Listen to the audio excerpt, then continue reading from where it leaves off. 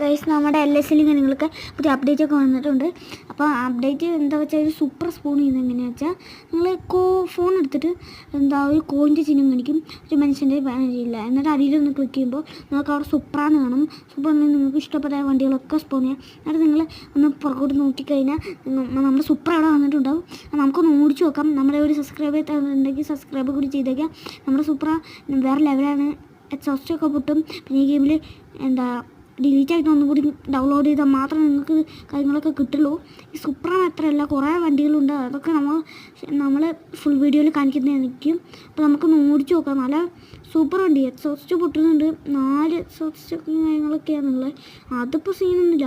നമുക്കിതൊക്കെ വിഷയമാണ്. നമ്മളിതൊക്കെ ഒന്ന് ഇടിക്കാതെ ഓടിച്ചൊക്കെ പോകും. ഇതൊക്കെ വേറെ ലെവലായിട്ട് നമ്മൾ ഓടിക്കുന്നതല്ലേ. അതുകൊണ്ട് ഇപ്പോൾ കുഴപ്പമൊന്നുമില്ല.